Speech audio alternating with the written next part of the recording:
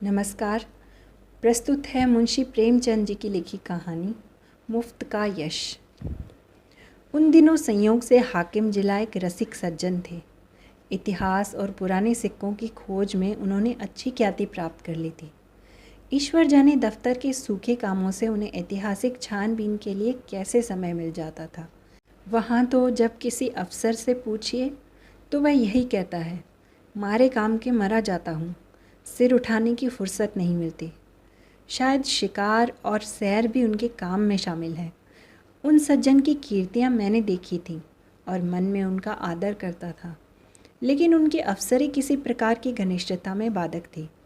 मुझे संकोच था कि अगर मेरी ओर से पहल हुई तो लोग यही कहेंगे कि इसमें मेरा कोई स्वार्थ है, और मैं किसी दशा में भी यह इल्ज़ाम अपने सिर नहीं लेना चाहता।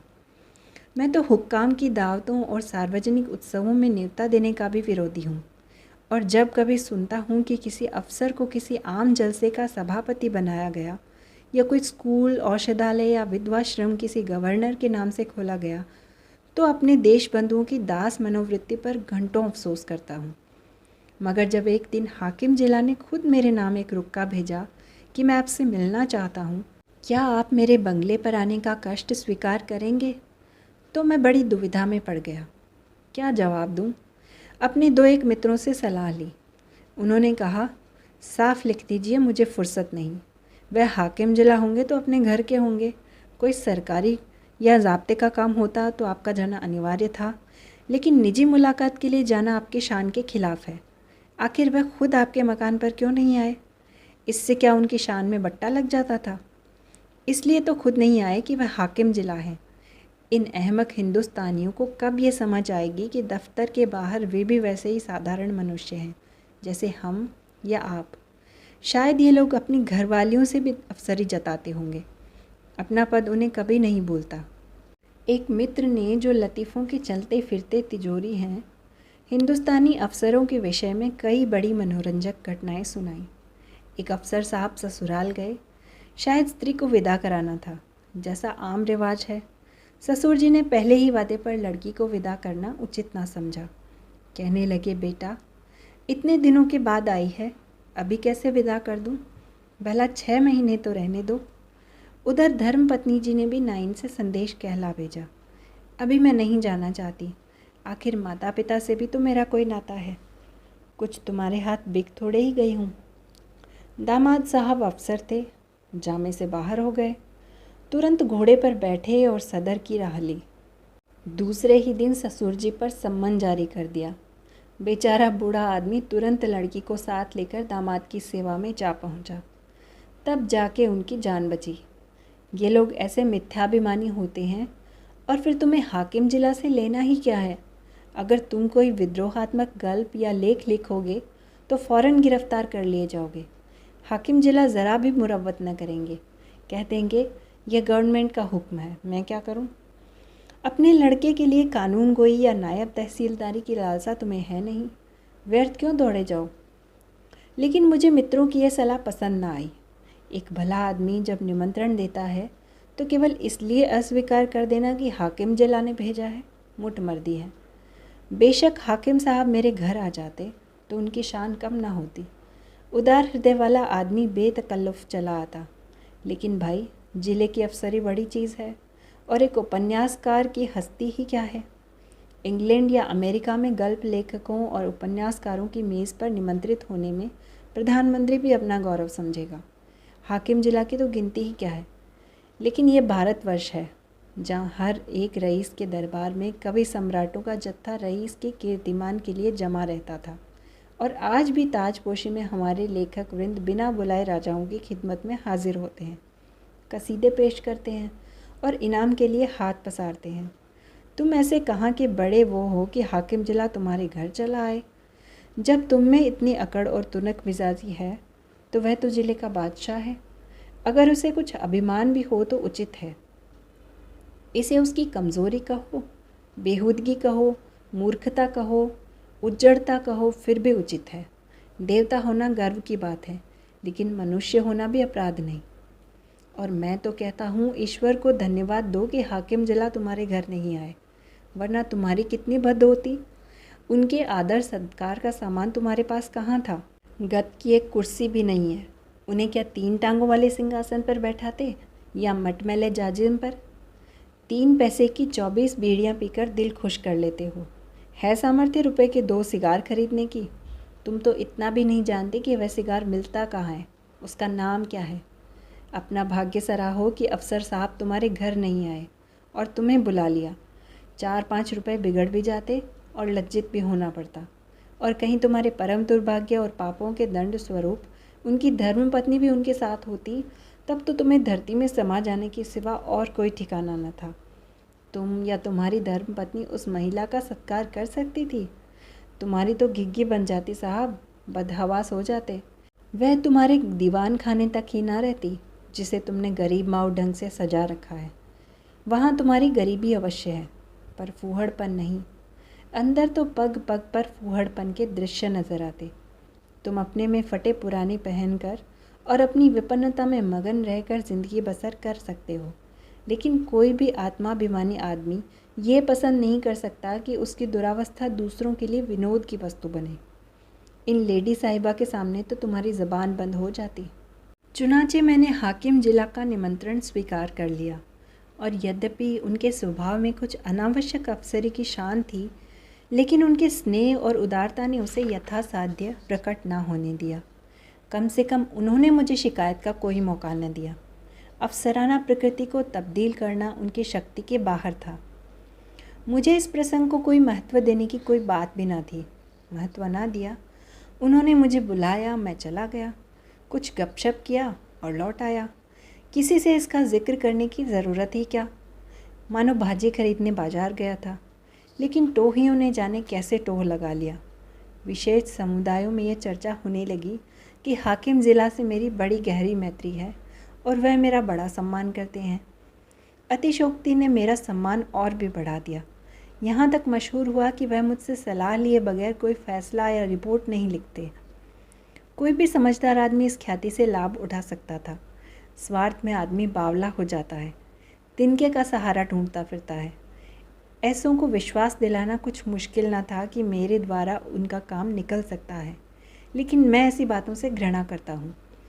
सैकड़ों व्यक्ति अपनी कथाएं लेकर मेरे पास आए।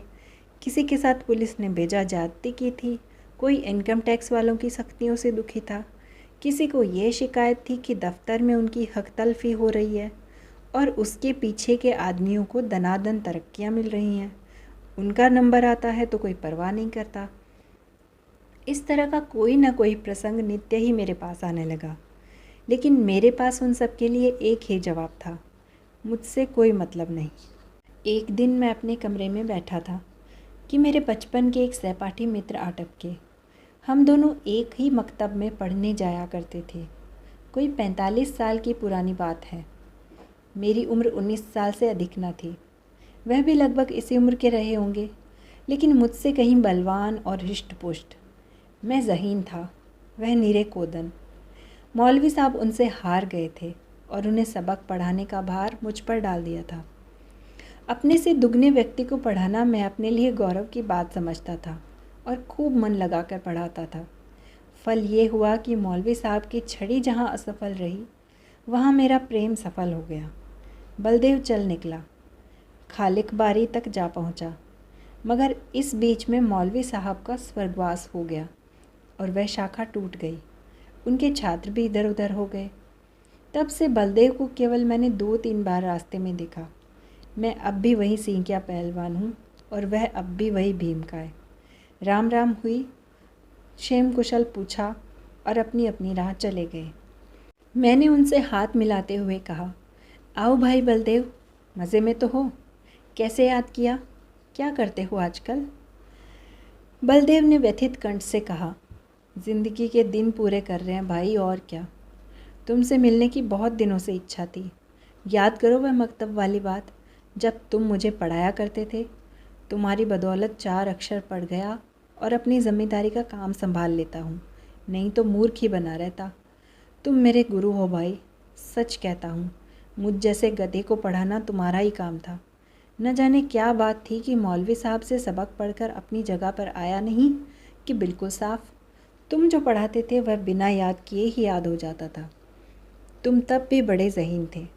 यह कहकर उन्होंने मुझे सगर्व नेत्रों से देखा।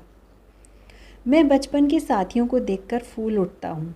सजल नेत्र होकर बोला, मैं तो जब तुम्हें देखता हूँ तो यही जी में आता है कि दौड़कर तुम्हारे गले लिपट जाऊँ। 45 वर्ष का युग मानो बिल्कुल गायब हो जाता है। वह मकतब आंखों के सामने फिरने लगता है और बचपन सारी मनोहरताओं के साथ ताज़ा हो जाता है। बलदेव ने भी द्रवित कंठ से उत्तर दिया, मैंने तो भाई तुम्हें सदैव अपना इष्ट देव समझा है। जब तुम्हें देखता हूँ तो छाती गज भर की हो जाती है कि वह मेरा बचपन का संगी जा रहा है, जो समय आ पड़ने पर कभी दगा न देगा।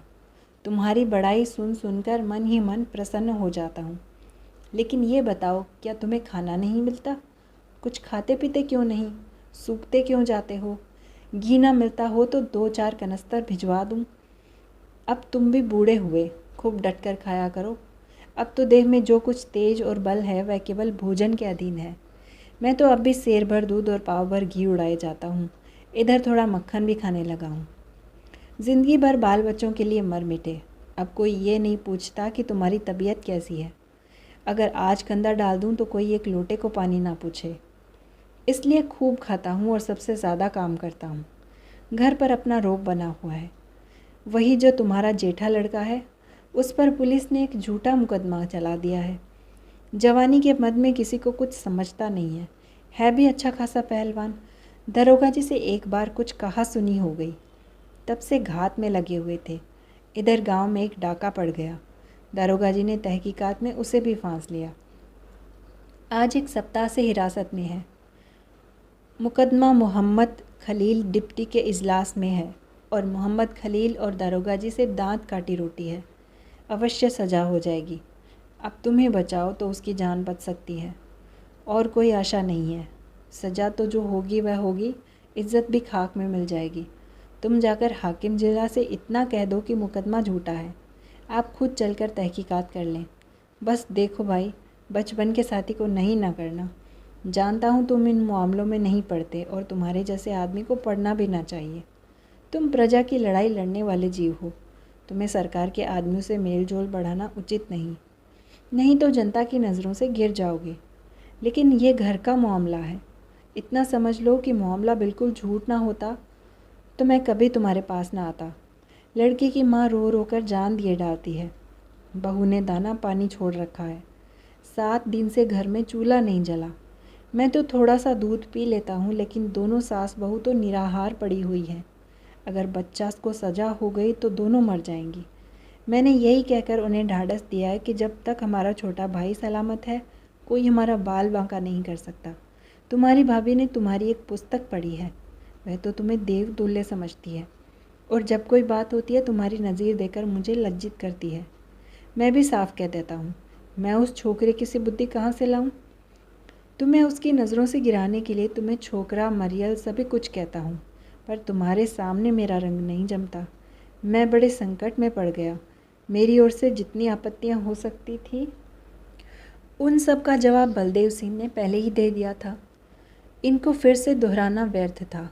इसके सिवा कोई जवाब ना सूझा कि मैं जाकर साहब से कहूँगा। हाँ, इतना मैंने अपनी तरफ से और बढ़ा दिया कि मुझे आशा नहीं कि मेरे कहने का विशेष ख्याल किया जाए, क्योंकि सरकारी मामलों में हुक्काम हमेशा अपने मातहतों का पक्ष लिया करते हैं। बलदेव सिंह ने प्रसन्न होकर कहा, इसकी चिंता नहीं, तकदीर में जो लिखा है वह तो होगा ही। बस तुम जाकर कह भर दो। अच्छी बात है। तो कल जाओगे? हाँ, अवश्य जाऊँगा। ये ज़रूर कहना कि आप चलकर तहकीकात कर लें। हाँ, यह ज़रूर कहूँगा। और यह भी कह देना कि बलदेव सिंह मेरा भाई है। झूठ बोलने के लिए मुझे मजबूर ना करो। तुम मेरे भाई नहीं हो? मैंने तो हमेशा तुम्हें अपना भाई समझा है। अच्छा, ये भी कह दूँगा। बलदेव सिंह को विदा करके मैंने अपना खेल समाप्त किया और आराम से भोजन करके लेटा। मैंने उससे गला छुड़ाने के लिए झूठा वादा कर दिया। मेरा इरादा हाकिम जिला से कुछ कहने का नहीं था।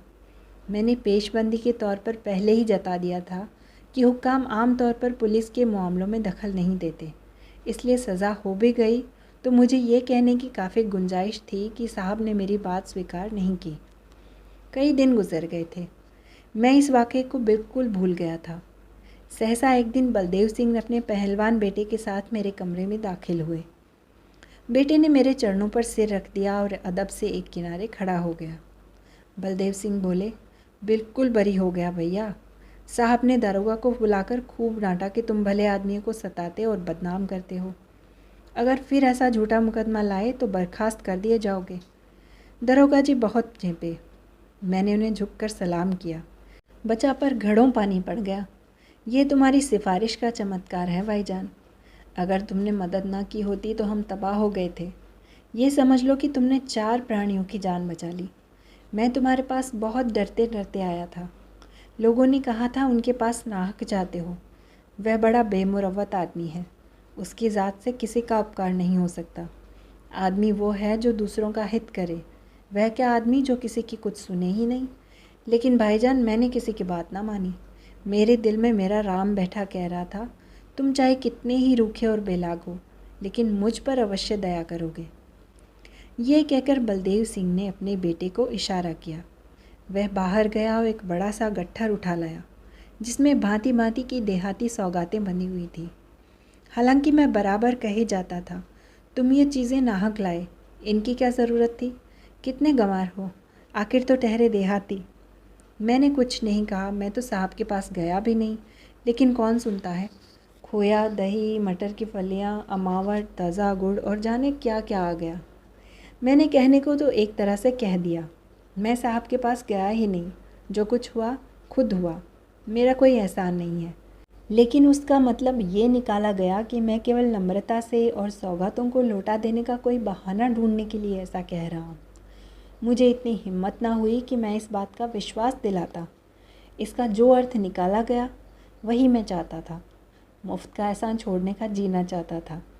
अंत में जब मैंने ज़ोर देकर कहा कि किसी से इस बात का जिक्र ना करना, नहीं तो मेरे पास फरियादों का मेला लग जाएगा, तो मानो मैंने स्वीकार कर लिया कि मैंने सिफारिश की और ज़ोरों से की।